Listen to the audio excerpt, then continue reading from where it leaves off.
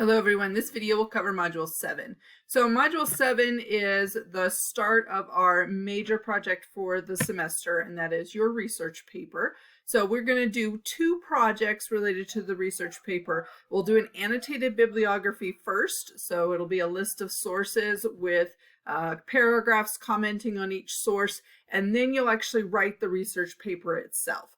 So Module 7 starts the whole process by introducing you to some of the major research concepts that we'll be looking at, and then also getting you started on your topic for the project. And then the next module, you'll actually be writing your annotated bibliography. So it will kind of introduce you to what that is and show you an example and that kind of thing. So you will be getting, for this module, will be just an introduction to everything. So what you're doing here, first thing you want to do is make sure that you read through all these chapters. Now, some of this, depending on what kind of instruction you had in either Comp 1 or in your high school classes, some of this will be review and some of it will be new. So the chapters you're looking at, we're going all the way down here to Part 4, a guide for research. We're going to start with thinking rhetorically about research, and then going into identifying sources and evaluating sources. And so thinking about just how to approach doing research, making sure that you're weeding out things that don't belong in research, making sure that you're considering the credibility and quality of a source, that kind of thing. And then in particular, Chapter 20 covers evaluating sources, things like responding to your sources, questioning sources, and then it also has a section on preparing an annotated bibliography, which is what you guys are going to be doing. So an annotated bibliography is a list of works cited or sometimes works consulted that includes a summative, so that's summary, and often critical commentary with each entry. You're going to be asked to do both. So you're going to summarize what the content of the source is, and then you're going to criticize it, provide critical commentary on it. And so you're going to be asked to look at why this source might be credible, why the source might be trustworthy or not, and what are some things that we can comment on. And so the main idea with this is just to keep track of the sources that you have, and then making sure that you understand what makes a good source and what makes a source that might be questionable. And it may be questionable for something simple like the date that it was published. Maybe you are doing a topic on psychology and you want to have more recent sources. It's not necessarily a bad source, but you want to make sure that you're double checking sources that have been published since then to make sure the information is still accurate. So stuff like that. So you can see that this is an example of an annotated bibliography. This is a shorter one. You guys are doing something a little bit shorter, and they have their examples divided kind of into two sections, which is more like, giving an overview of the information and then commenting on it. And so I also have some other examples in the module for you. So you want to be looking at those chapters, and then you also have a section on what is information literacy that was created by the library at Allen.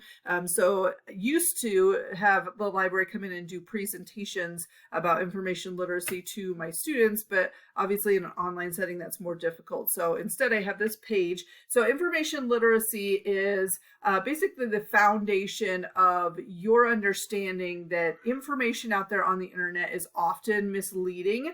It may be incomplete, and it's often, there's a lot of bias, particularly today with political bias. There is a lot out there that it's not that you can't trust it, it's that you need more to understand it. And so when thinking about just, recent events, and the headlines that typically come out are often clickbait headlines. So they're just trying to get you to click on that article. There's not really any content to the article. They just want you clicking on it. So things like that is just to be aware of. And then how to research using scholarly articles. Those are the kinds of things that are less likely to have issues.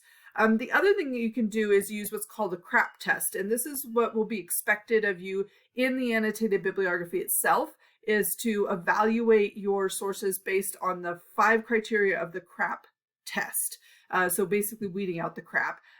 currency, relevance, authority, accuracy, and purpose. So it's got a bunch of questions relevant to all different types of sources. And so that's what you're going to be doing eventually when you get to the annotated bibliography. So your task is to do all that reading and then take the quiz. And once you've gotten past that point, then you can start looking at the research paper itself. So this is just an overview of the research essay. Now, you're not writing this until, I can't remember, it's like module 12 or something. Oh, it's due until the end of module 12. So you have a long time before you're actually going to be writing the essay itself. But to prepare for it, we are doing this annotated bibliography, and that is what you'll be working on in module 8. So the next module will be when we start it, which means right now the main thing you want to do is decide on your topic. So you'll notice in this module 7, you only have those 2 assignments. You're doing a quiz and you're submitting your topic idea. That's not going to take you very long. And so it's intended to be kind of an in-between module, but there's a lot of stuff in this module that you're going to need to consider. So you'll be doing a lot of reading and a lot of preparation and that kind of thing. And in order to come up with a topic, you might be doing a lot of brainstorming too. So I've got a lot of different ideas for you. There's like 113 research paper topic ideas. You don't have to pick off of this certainly, but it's just kind of tells you, you know, stuff that you're interested in, something that's has enough information to write a paper, obviously needs to fit the guidelines. You are not doing an argument essay. A lot of students will pick an argument topic, but you are not doing an argument essay. So you can pick something that's just more of a general information topic. Taylor Swift, that would be a biography. You know, it's like the arts and culture, how's rap music evolved over the past decade. That's going to be more of a historical topic.